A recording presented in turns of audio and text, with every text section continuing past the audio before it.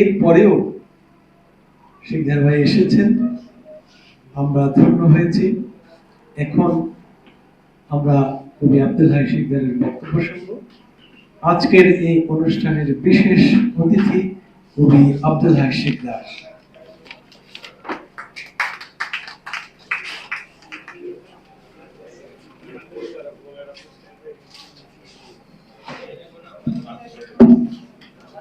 বিসমিল্লাহির রহমানির রহিম।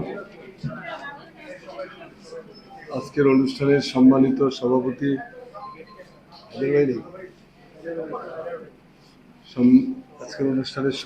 সভাপতি আমাদের আবুল কাসেম হায়দার ভাই, প্রধান অতিথির তো খবর নাই, আসবে, আল্লাহ তার প্রতি অশেষ রহমত নাজিল করুন, বলেন আমিন।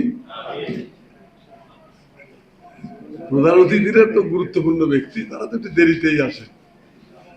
সময় সচেতনতা বাঙালি বুদ্ধিজীবীদের মধ্যে হলো না, বিশেষ করে মুসলমান বুদ্ধিজীবী, এগুলো বিপজ্জনক প্রাণী। যাই হোক, এবং এখানে মঞ্চ উপবিষ্ট অনেকেই আছেন। বিশেষ করে একদিক থেকে বলে যাই, কবি মাহবুব হাসান, আমাদের জয়নাল আজাদ ভাই।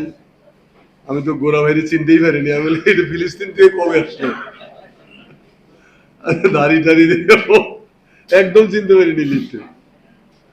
এবং আমাদের হালিম ভাই, সামনে সুধী মন্ডলী, কবি আবু জাকির, আবু জাফর, প্রফেসর জসিম, শাহিন রেজা, আরো অনেকে আছেন এখানে। আসসালামু আলাইকুম।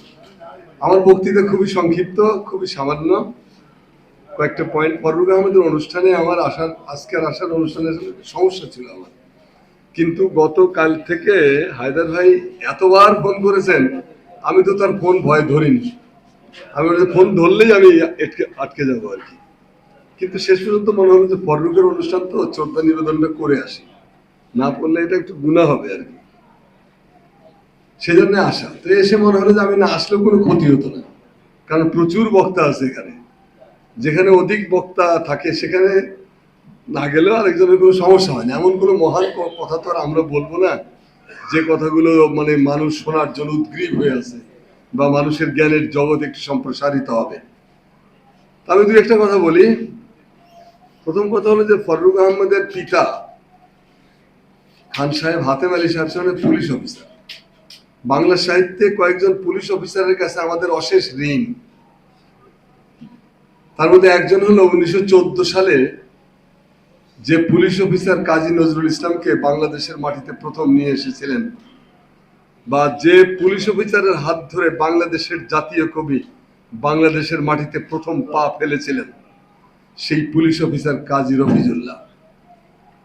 তার কাছে আমাদের ঋণের কোনো অন্ত নাই, কারণ ওই প্রথম বাংলাদেশের সঙ্গে নজরুলের পরিচয় শুরু হলো সে 14 সালে।